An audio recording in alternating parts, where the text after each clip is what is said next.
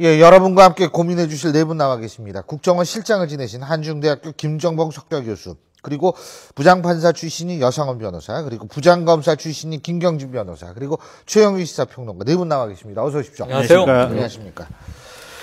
자, 먼저 김기종에 대해서 좀 얘기를 해보죠. 네. 경찰이 아까도 제가 말씀드렸지만 반미 감정과 이른바 이 종북 성향, 이 두 가지가 겹쳐서 치밀하게 범행을 해왔다 그러는데, 진짜 치밀하게 범행을 해온 거 그럴 수 있는데, 제가 지금 기가 막혔던 게 뭐냐면, 이제 범행 전에 인터넷을 그렇죠. 쳐봤나 봐요. 네. 근데 이 사람이 검색한 게 뭐냐면 리포트 대사의 블로그, 그건 자기가 범행 전에 할 수 있겠죠. 오바마 미국 대통령이 키를 검색했다. 아니, 왜 키를 검색해요? 키가 크면 어떠고 작으면 어쩌고, 그 차이가. 예? 제가 볼 때는 예. 오바마 대통령이 한국에 왔을 때 예. 우리 한국 국민들하고 이제 악수를 해서 우리 국민하고 접촉이 있을 기회가 있지 않습니까? 예.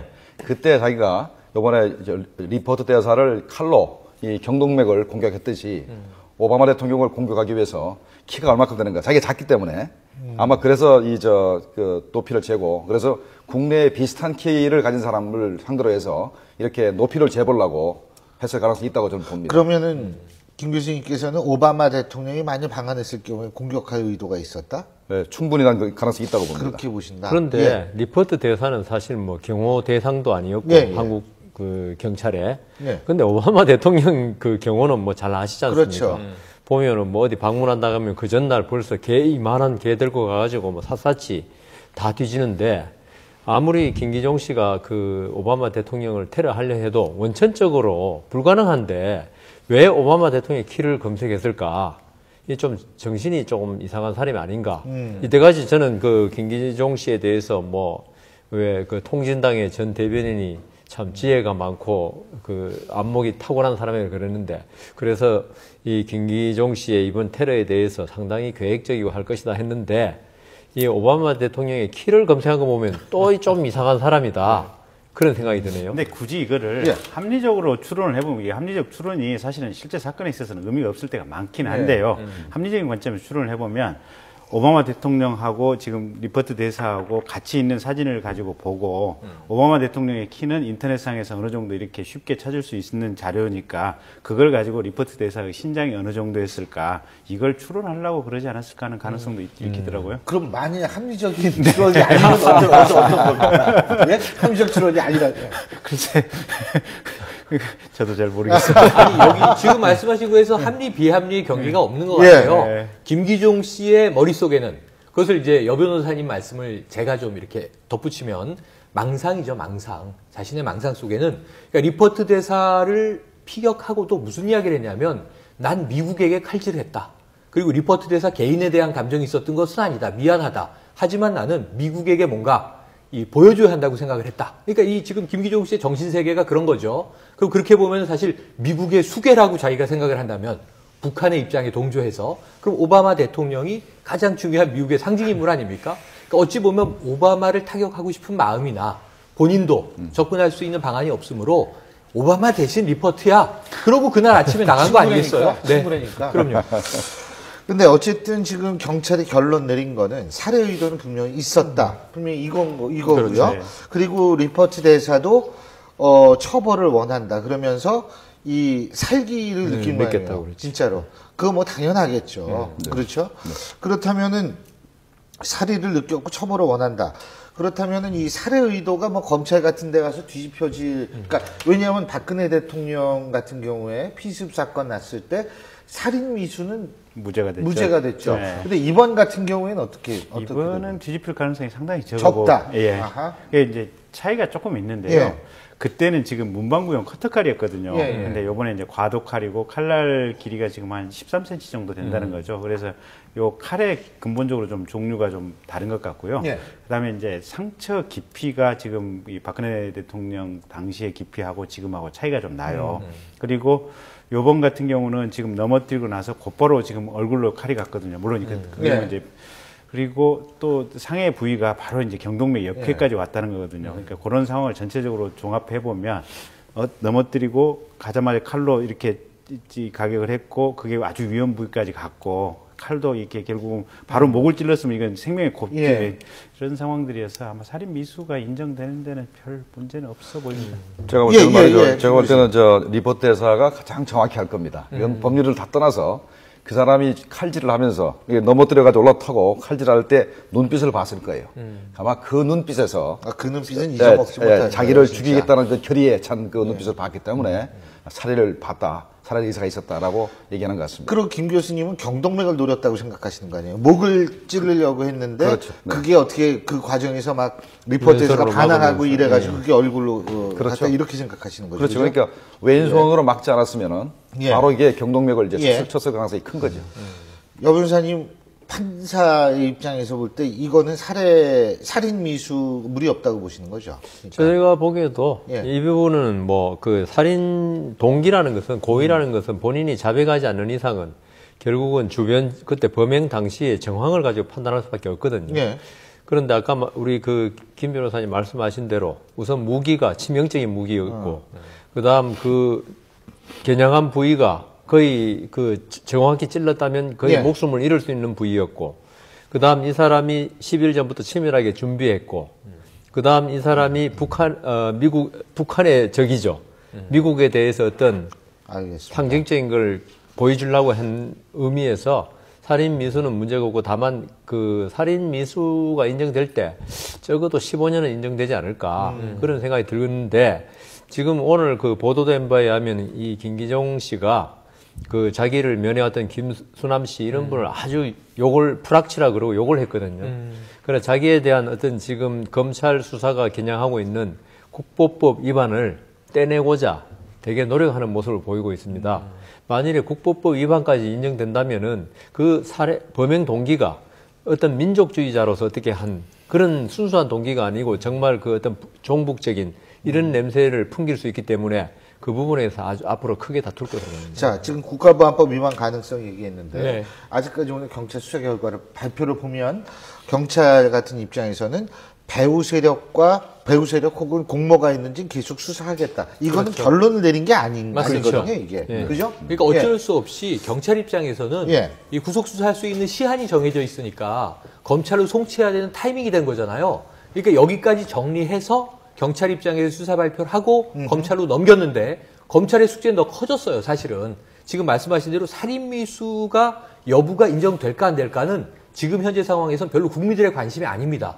당연히 살인미수다. 근데 문제는 동기와 이 진행, 이 일을 벌인 과정에서 정말 단독범일까 아닐까. 그게 거기에 굉장히 사회 불안이 조성되는 거 아닙니까? 예. 그러다 보니까 이제 국가보안법 적용 여부가 남아 있는데 그건 지금 고스란히 이제 검찰의 몫으로 넘어갔고 일전에 나온 건 뭐냐면 이 2월 17일 이후에 예. 김기종 씨와 3차례 이상 통화한 인물들은 조사를 다 한다라는 방침이 나왔는데 예. 그 결과 등은 아직은 안 나와 있거든요. 기다려봐야 되겠죠. 자, 지금 말이에요. 이제 김 교수님 시간이 돌아온 것 같은데. 네. 이게요, 지금 2010년과 2015년, 그러니까 일본 대사를 피습했을 때와 2015년 미국 대사를 피습했을 때 이것을 비교한 저희 판넬입니다. 근데 이게 뭘 비교했느냐? 딴 걸 비교한 게 아니라 우리 민족끼리라든지 이렇게 얘기하는 북한의 이른바 매체에서. 대남 선전 인터넷 매체들. 매체들이 이 얘기를 한 것과 예? 이제 선동한 거죠. 그다음에 김기종이가 한 거고 그리고 행위 이후에 결과에 이제 대해서? 어떤 식으로 북한이 하느냐. 반응을 이때는 했는가. 윤봉길, 이거 좀 잘못 썼습니다. 윤봉길 의사고요. 이쪽은 안중근 의사. 이렇게 비교를 한다는 거죠. 자, 제가 좀 여쭤보고 싶은 게 뭐냐 하면, 뭐 지금 아직 배우나 어떤 그런 세력을 우리가 알 수 있다라는 거는 아닌데, 어쨌든 우리가 이러한 것들을 이렇게 봤을 때, 우리 민족끼리 2015년 2월 3일, 그 다음에 2월 10일자인가요? 그리고 바로 범행날 새벽. 이때 우리 민족끼리에서 나오는 거 이렇게 보면, 리포트 대사에 대한 협박이 점점 좀 높아져요. 그래서 당일날 새벽에는, 간단히 얘기하면 죽여버리겠다. 이렇게 지금 나오고 있는데, 그날 범행이 이루어졌단 말이에요. 그렇죠. 네. 이거를 어떻게 보십니까? 공개 지령일까요? 어떻게 보십니까? 이 공개 지령일 가능성이 큰 것이 네. 이 사람이 개성에 가서 나무 심기를 많이 했지 않습니까? 예. 물론 그때 마지막 4월 달에 갈 때는 국민행동이라고 예. 그 종북주의자들하고 같이 갔었죠. 예. 갔었죠. 아마 제 짐작에는 6차례 방북 중에 북한의 그 통전부 그 간부에 의해 가지고 우리가 이러이러한 그 메시지를 보낼 때 이러이러한 행동을 해달라. 라는 이런 지시가 있었을 거라고 봅니다. 네. 그리고 당신한테 가는 지령은 우리 민족끼리다. 또는 대남 방송 중에 뭐다라고 지령을 해줬을 거고. 그래서 아마 요번에 이 김기종 씨한테는 우리 민족끼리에 이러이러하는 것이 가면 바로 이게 실행의 바로 그 순간이다. 당신이 알아서 나서서 이렇게 해달라. 예. 라는 아마 지령이 있었을 거로 이렇게 추정을 하는 거죠. 증거야 우리가 잡을 수 없지만은. 질문이 있습니다. 예. 아까 여 변호사님께서도 말씀을 하셨는데 10일 전부터 준비했다는 게 김기종의 주장이에요. 그렇죠. 예. 그렇다면은 그 10일 전부터 준비를 하고 있다가 지령이 떨어지니까 행동을 옮겼다. 이렇게 보시는 거예요, 그러니까? 그러니까 벌써 예. 북한에서도 리포트 대사가 미나협 그 행사에 가는 걸 미리 다 파악이 된 상태고 또 국내에 있는 종북주의자들이 북한에 다 보고를 했습니다. 명확히 알고 있었고 그러니까 벌써 열흘 전부터 준비하는 과정에서부터도 그 북한에 뭔가 그 얘기가 있었을 거고 그다음에 결정적 시기가 언제냐 드디어 그 북한이 이게 지령을 하면서 확실한 인가를 해준 겁니다. 네가 이 조국 통일을 위해서 이렇게 활동하는 데 대해서 우리가 보고 있다. 네가 어떤 일을 당해도 우리가 너에 대해서는 앞으로 열사를 만들어 주든가 이런 걸 해줄 테니까 걱정하지 말라. 이런 암묵적인 그런 백그라운드가 있는 거죠. 또 뒤에. 그렇게 이제 추론을 하시는 거고. 예, 근데 예. 저희처럼요. 예. 증거 법칙을 가지고 법을 예. 따지는 사람들은 그렇죠. 그 얘기를 들으면 고웃음 칠 수밖에 없습니다. 아니 당장에 이번 지금 요 사건도 경찰이 한 80여 명이 투입이 됐지 않습니까? 물론 이제 10일 수사를 하긴 했지만 그러면 10일이라는 짧은 기간에 경찰이 100여 명이 투입이 돼서 수사를 했는데 자, 옆에 같이 했던 사람 누구 안 나왔다. 그 다음에 지령을 받았는지 이거 안 나왔다. 이러면 경찰이 계속해서 수사를 하겠다고 말은 하지만 실은 없는 겁니다. 그렇지 않습니까? 아니, 그리고 저게 지금 개성에 나무 심기 들어갔을 때 왕재산하고 왕재산 조직원 누구하고 같이 들어갔다고 얘기를 했지 않습니까? 아니, 그 정도 사건이면 사실은 국정원에서 파악을 했어야 돼요. 파악 못 하지 않습니까? 자, 이게, 그러니까 국정원이 제가 볼 때는 이제 교수님 개인에 대해서 제가 뭐라고 좀 반박을 하는 게 아니고 국정원 자체가 움직이는 패턴이 얼마나 한심하냐면 이런 식의 어떤 근거 없는 걸 가지고 부풀리게 해서 국민들에게 일종의 불안심 내지는 공포심을 이렇게 불러일으키는 이런 기재들이거든요. 근데 실제 뭘 잡아내는 국정원이 하나도 없지 않습니까, 보면. 저는 이석기 사건 할 때 매번 가서 방송 나가서 얘기를 하거든요. 이석기 사건 당신들은 국정원 직권으로 잡아냈냐? 아니지 않느냐? 이석기 사건 내부에 있는 사람이 밀고를 하니까 그걸 기반으로 해서 수사를 했지 않느냐? 국정원 도대체 당신네들 할 수 있는 역량이 뭐냐? 한번 우리 국민에게 보여주세요. 라는 얘기를 매번 하고 다니거든요. 근데 이 사건도 그런 식의 아니 국정원이 수사를 할 수 있게 형법을 바꾸다는 소리는 왜 안 합니까? 네. 수사권이 없기 아니 때문에. 그러니까 수사권이 없는 것이 아니고 현행 법규에 의하면 도대체 제대로 수사를 할 수가 없게 돼 있어요. 요번에 김기종이가 사건 바로 벌린 다음에 바로 변호사 붙었죠. 그럼 김기종이는 묵비권 행사를 할 수 있습니다. 아무 말 다 해도 됩니다. 변호사 말 다 하면 되거든요. 어떻게 계속해서 배우로 밝혀내겠습니까? 아니 근데 그다음에 수사 기간이 너무 짧아요. 검찰에 넘길 때까지 보통 한 2주 정도밖에 수사할 기간이 없거든요. 예. 그 기간에 변호사하고 아침에 왔다가 저녁에 출퇴근한단 말입니다. 하루 8시간씩? 어떻게 14일 동안에 말도 안 하는 사람한테 데리고 말이죠. 배우로 밝혀내겠습니까? 아니 근데요, 그거는 이제 문명 국가의 법 체계를 가진 나라에서는 피의자의 가해자 범인의 입을 통해서 수사를 하는 것은 아예 포기를 하고 있거든요. 그렇지 않습니까? 그거는 아예 없는 걸로 존재를 하고 밝혀내야 되거든요. 그래서 경찰이 이번에 80명이나 달라붙어서 아까 최영일 평론가 얘기하셨으니까 3회 이상 최근에 통화한 사람들 다 일일이 지금 조사를 했다는 거 아니겠습니까? 나온 거 없다는 거 아니겠습니까? 근데 제가 이제 그러면은 우리 김 변호사님 보실 때에는 이렇게 우리가 판넬에서 정리한 이런 사실들이 우연의 일치다. 그렇죠. 그리고 김기종이가 그냥 이렇게 보다가 자기한테 얘기하는 것 같이 느껴져가지고 그냥 범행을 저질렀다. 그러니까 이제 교수님 저 판넬대로 한다면 북한이 이제 일종의 심리적으로 은근히 이렇게 조정을 한다는 거 아니겠습니까? 보면. 그러니까 그럴 수 있다는 거죠. 네. 그러니까 상태가 안 좋은 사람은 근데, 텔레비전 네. 보면서 텔레비전 속에 있는 사람이 나한테 말 거네 이렇게 생각하는 아니, 사람이 요 있으니까. 경우는 그러니까 해석이 잠깐만 예, 제가 예, 얘기하면 말씀하세요. 북한이 그러니까 지난번에 가령 김관진 장관이 국방부 장관을 할 때 역시 마찬가지로 김관진 뭐 민족의 반역자니 저거 없애야 된다고 하는 뭐 이런 것들 굉장히 많았지 않습니까? 예, 예. 심지어는 박근혜 대통령에 대해서도 저게 예. 마찬가지거든요. 그러니까 저런 것은 북한이 상습적으로 진행하는 운동이기 때문에 제가 볼 때는 저게 우연의 일치라고 봐야지 저걸 가지고 북한이 지금 김기종을 조종하고 있다 심리적으로 그거는 오바다. 우리 그죠? 사회 전체가 지금 오반. 알겠습니다. 예. 아니 이게 정보 분석에서 지금 이게 싱크라고 저희가 부르는데 싱크로나이즈 남한에서 김기종이 행동한 방식과 북한에서 던지고 있는 메시지가 연결이 됐다, 싱크로나이징이 됐다 그러면 경우의 수는 4개예요. 첫 번째는 뭐냐면 직접 교신을 했다. 근데 아까 말씀하신 대로 방법이 없으니까 과거에 접촉했을 때 약속을 정하고 그 약속에 따른 메시지에 반응을 했다. 이게 첫 번째고요. 이게 제일 나쁜 거죠. 이건 연계가 돼 있는 겁니다. 네.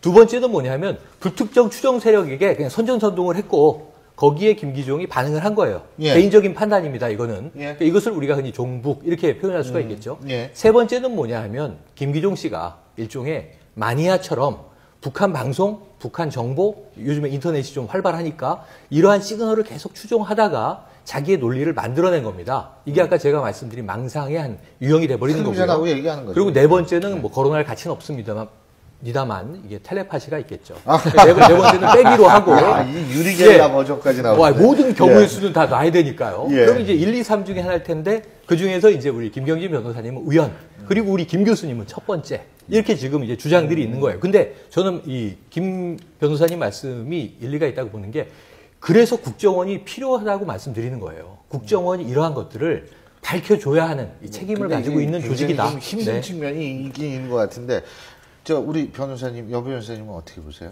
세 분이 워낙 열심히 하셔가지고 저는 옆에 듣고 있다가. 예. 근데 지금 이제 뭐 이 북한의 연계성은 뭡니까 김기종이가 자백하거나 북한에서 우리가 그랬다 이렇게 뭐 우리 왜 알카이다 그 테러 나면 꼭 자기 행위라고 주창하는 세력이 있지 않습니까? 있죠. 항상 그것처럼 북한이 그렇게 해줘야 되는데 그렇게 될 리는 만무하고 결국은 이게 뭐 아까 우리 김 교수님 말씀하신 대로 북한 가서 지령을 받고 앉은 저로서는 뭐 확인은 안 되고 그래서 저는 지금 하나 큰 가능성은 김기종이가 어떤 소영웅주의적인 성향을 가진 사람은 맞다. 그거는 이번에 맞는 것 같아요.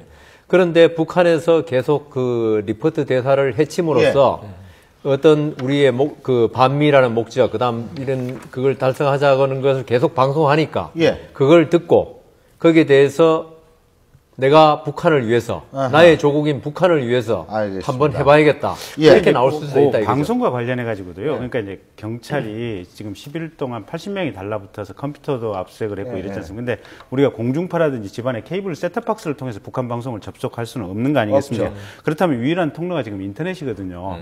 근데 이 인터넷 캐시 파일이라든지 이런 것을 통해서 그러면 북한 사이트라든지 북한 방송이 돌아다니는 유튜브에 접속했다는 흔적을 경찰이 찾아내야 되는데 가령 그 캐시 파일을 지웠다. 이러면 경찰이 그 캐시 파일을 지운 흔적을 찾았다고 틀림없이 보도를 했을 거예요. 근데 그 흔적이라든지 거기에 접촉한 흔적은 지금 못 찾아냈기 때문에 이게 공식적인 발표 자리에서 안 나왔다고 봐야 되거든요. 그러면 방송에 접촉을 했다라고 하는 것도 사실은 그저 우리가 그냥 근거 없이 추정을 할 따름이지 사실은 아닌 것 같아요. 보면. 북한 중앙방송 맞죠? 예. 그 우리 텔레비전 한마디만 나오니까. 하시고 넘어갑시다. 간단하게. 이거 큰일 났어요. 아니, 너무 이 양반이 만난 사람들을 근래 만난 사람들이 예. 전부 다 그 옛날 민중당 사건에 의해서 뭐 실형을 받고 나온 사람들 이런 사람들 아닙니까? 그래서 그 사람들하고는 저희들이 알기로는 예. 북한하고 지금도 연계가 되는 걸로 알고 있거든요. 예. 그러니까 연계된 사람하고 만났던 자체로만 봐도 간접적으로라도 연계가 분명히 있을 것이다. 이런 뭐 심정을 가지고 있는 거죠. 알겠습니다. 자, 이 얘기를 계속하다 보면 우리가 지금 밤을 새고도 결론이 안 날 것 같습니다. 여기가 수사본부가 되는 글쎄 말입니다. 그러니까 재미는 있어요. 그러니까 시간이 벌써 이렇게 된 겁니다. 예. 자, 다음 주제 넘어가 보겠습니다.